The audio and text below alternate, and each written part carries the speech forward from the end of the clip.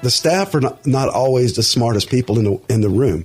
That's apparent by what's going on in this city. Mr. Norris, I have been attending city council meetings, and you've seen me there, so to imply that I'm not is ridiculous. The debate over development was a major topic of discussion between the candidates running for mayor in Palm Coast during last week's Free-for-All Friday. When it comes to residents' concerns over development versus the guidance of city staff, Manfrey says the mayor and the council are the board of directors. You balance out what the community is asking for and what your staff is proposing. I do agree with you, Mr. Norris. There is a job performance review that must be done immediately in City Hall. I do question how we've gotten stuck in this situation without having a sewer treatment plant that's been not been updated. How in the world did that happen? Norris says you should be customer service focused because that's why you're there. You are there to serve the community. And that's why I'm saying you need to listen to the residents. If the city council would have listened to the residents when Mike Norris stood up on 2 July and told them not to pass that ballot referendum to remove our debt ceiling, maybe we could have avoided those legal fees that's happening because of that lawsuit by Mr. Alan Lowe. On Friday, we'll hear from Norris on his temperament and whether Manfrey is too close to the local real estate industry. From the WNZF Newsroom, I'm Daryl Moody.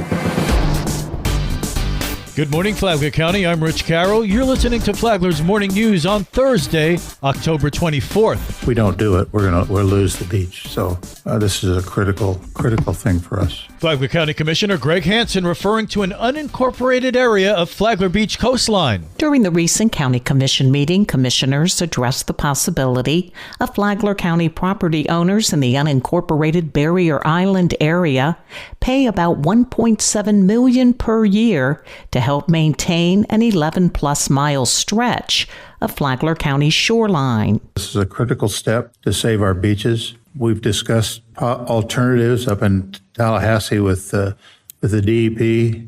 We've had the special engineers in Olson look at this. However, the beginning reconstruction cost for that 11-mile stretch is estimated to be $57.5 million.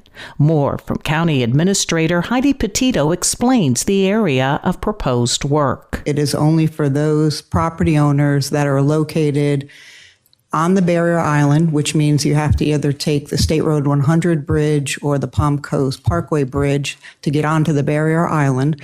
And it is only for the properties that are north of the town of Beverly Beach and south of the town of Marineland.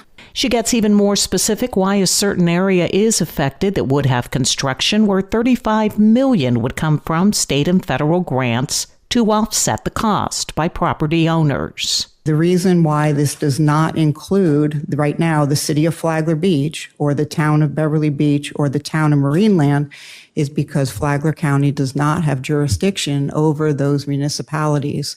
We cannot simply go in there and create an MSBU without the city or town's approval. County Commissioner David Sullivan says there is community support. I go back to the survey we did. We spent money to do a survey. 90% of the entire county said the beach was important to them. In addition, take note, the commissioners say if the constructed barrier gets damaged, the county would ultimately pay for the repairs. For Flagler's Local Morning News, I'm Karen Johnson.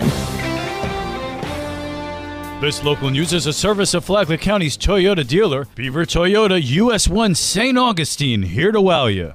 Over the weekend, deputies made 17 arrests, handled 708 calls for service in over 100 traffic stops. Flagler County Sheriff Rick Staley has the weekend roundup. Two of the notable arrests, both were the result of traffic violations. One individual was arrested for reckless driving and then produced a fictitious driver's license. That landed him in the Green Roof Inn. In another traffic stop, a driver was stopped and he was found to be in possession of methamphetamine and various other drugs and drug paraphernalia. He also went to the Green Roof Inn. Hopefully he can get his life turned around. Another busy weekend, but great job by our deputies. And now you're up to date on Flagler's Morning News. I'm Rich Carroll.